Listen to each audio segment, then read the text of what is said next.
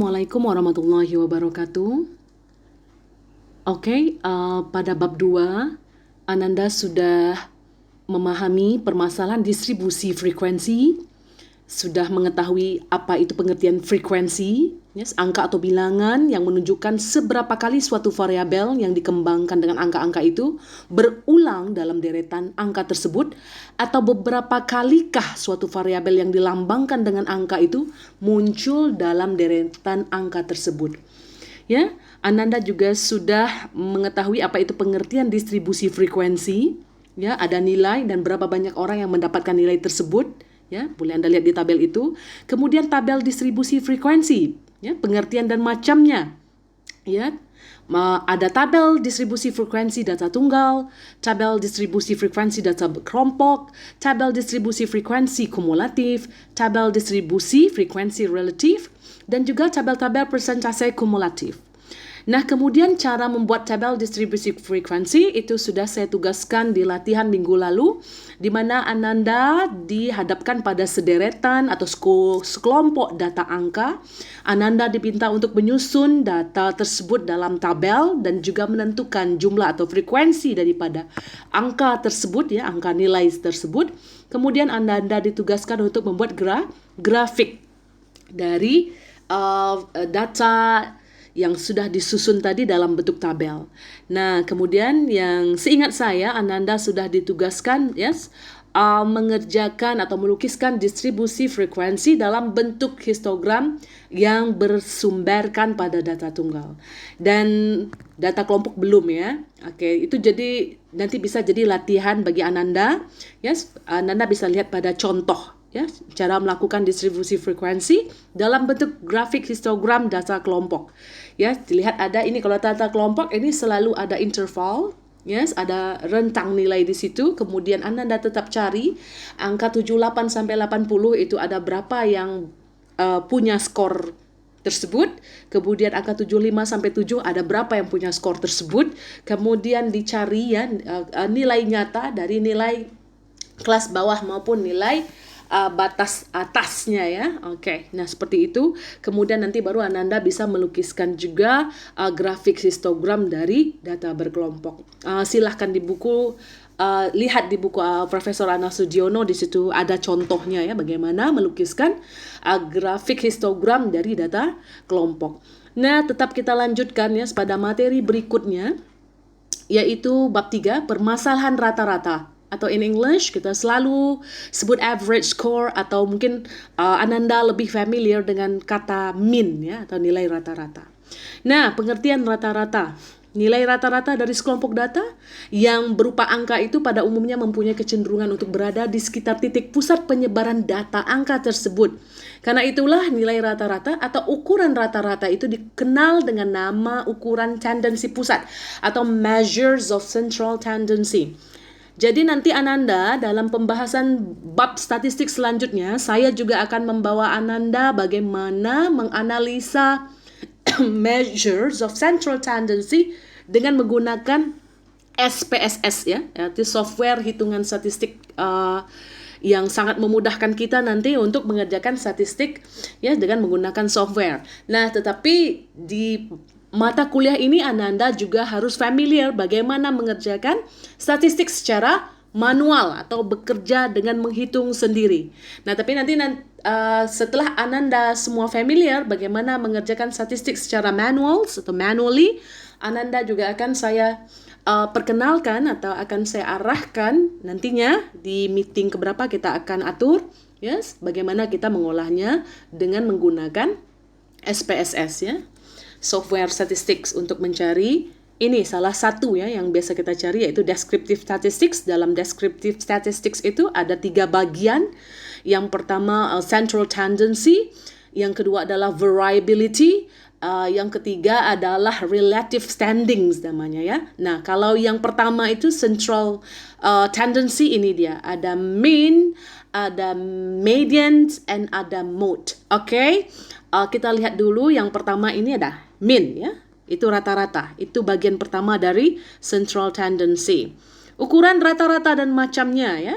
Nah, nilai rata-rata tadi itu salah satu ukuran tendensi pusat Ya, mean dikenal sebagai ukuran yang menduduki tempat jika dibandingkan dengan ukuran tendensi pusat, ya, lainnya seperti median maupun mode.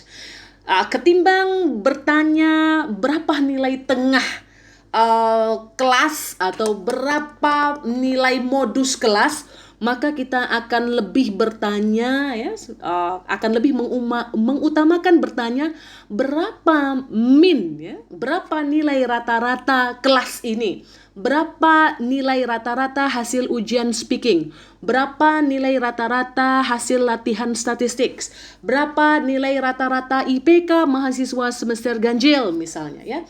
Karena min merupakan hitungan yang paling utama dalam central tendency dibanding hitungan median, nilai tengah, dan dibanding hitungan modus atau nilai yang sering keluar. Nah, pahami apa itu pengertian min?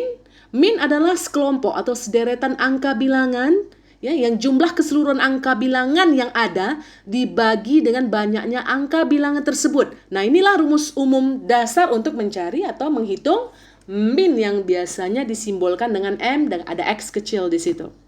Ya, coba Anda lihat, perhatikan pada min, ya, data tunggal yang ada di tabel tersebut. Ini ada X, ada skor di situ 987654. Nah, kemudian ada frekuensi, ya. Ternyata pada data tunggal tersebut yang dapat nilai 9 sampai 4 itu hanya berjumlah 111 orang saja. Nah, kemudian dijumlahkan, ya. Sigma X-nya berapa? 39 dibagi dengan jumlah frekuensi. Nah, dapatlah, yes, min dari tabel tersebut 6,50. Nah, begitu pula dengan min dalam data kekelompokan. Lihat intervalnya, tapi ini ada kesalahan dalam penulisannya. Coba kita urut dari bawah. 30, 34, 35 sampai 39, 40, 44, 45, 49, 50, 54, 55, 59, 60, 64, 65, 69, 70, 74. Kemudian di situ ada, ya, 70, 74, di sini ada 75 sampai 79, ya. 75 sampai 79. Itu bukan 75 sampai 75, tapi 75 sampai 79. Nah, setelah dihitung, ya, distribusi frekuensinya, yang dapat rank 75 sampai 79 itu ada 8, ya. 8 siswa misalnya. 70 sampai 74 ada 16 siswa. 65 sampai 69 ada 32 siswa dan seterusnya sehingga dijumlahkan, ya, ada 800 di situ, ya, N-nya. Yes. Kemudian dicari nilai tengahnya, ya. Nilai tengah 77 itu didapat dari mana? 75 ditambah 79 dibagi 2, 77. 70 ditambah 74 dibagi 2, 72. 65 ditambah 69 dibagi 2, ya, 67. Begitu seterusnya. Kemudian, ya, dikalikan, ya, frekuensi 8 dengan 77 tadi dapatlah 616. 16 dikali 72 dapat 1152. 32 dikali 67 dapat 2144. Kemudian kita dan seterusnya, ya. Dan seterusnya sehingga dijumlahkan. Nah, hasil perkalian frekuensi dengan nilai tengah tadi dari skor nilai interval tadi didapatlah 43.920. Kemudian dibagi dengan 800, dapatlah, ya, nilai rata-rata atau min atau average dari data kelompok ini sejumlah 54,90. Nah, ini central tendency yang pertama, yaitu min. Sementara masih ada central tendency lainnya, yaitu median atau nilai pertengahan, dan juga modus, nilai yang paling sering keluar. Nah, silahkan Anda sekalian buka bab 3, masalah rata-rata, buku yang sudah Anda beli, yaitu masalah rata-rata. Yes, buka halaman 75, baca sedikit pengantar tentang masalah rata-rata, pengertian rata-rata di halaman 76, ukuran rata-rata dan macamnya di halaman 77. Kemudian nilai rata-rata hitung atau min itu merupakan central tendency, measures of central tendency yang pertama. Yes, Anda pahami itu makna atau pengertian daripada min beserta contoh di halaman 80. Kemudian cara mencari min baik dalam data tunggal, ya. Anda bisa lihat di halaman 81 beserta contohnya, ya. Kemudian, ya, itu data tunggal. Ya, kemudian data kekelompokan, yes. Dengan metode panjang juga ada itu di halaman 85.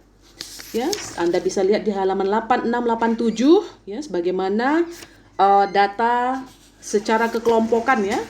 Ada ya, data secara kekelompokan itu ditampakkan di sini ya, di halaman 87. Nah, kemudian Anda bisa membaca juga penggunaan min di halaman 91. Kemudian kelemahan daripada min itu sendiri. Nah, kemudian di halaman 93 Anda melihat nilai rata-rata pertengahan. Nah, tadi ada min, ada median atau nilai tengah. Nah, pahami ya apa itu median? Bagaimana cara mencari medians? Yes, baik dalam data tunggal maupun data kelompok yang Anda bisa lihat nanti di halaman 96, 97. Ya.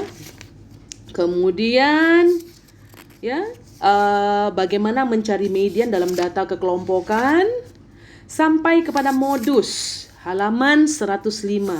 Pengertian modus ya. Kemudian cara mencari modus ya, baik dalam data tunggal maupun dalam data kelompok. Nah, Anda bisa pahami juga ya penggunaan modus halaman 108. Apa sih pentingnya modus ini dalam olahan data statistik untuk membaca data penelitian? Nah, Anda juga bisa baca halaman 109 kebaikan dan kelemahan modus. Nah, di halaman 109 juga ada saling hubung antara min, median, dan modus. Sebenarnya kalau kita sudah cari min, kenapa kita perlu cari median? Setelah kita cari median, kenapa pula kita perlu cari modus? Nah, itu keterangannya ada di halaman 109. Nah, untuk halaman 111 itu ada quartile, decile, and percentiles. Itu akan kita bahas pada pertemuan berikutnya. Jadi silakan Anda pelajari dulu ya bab mengenai masalah rata-rata atau average. Nanti insya Allah akan saya susulkan dengan latihan yang bisa Anda kerjakan. Oke, demikian. Ya, terima kasih atas perhatiannya. Wassalamualaikum warahmatullahi wabarakatuh.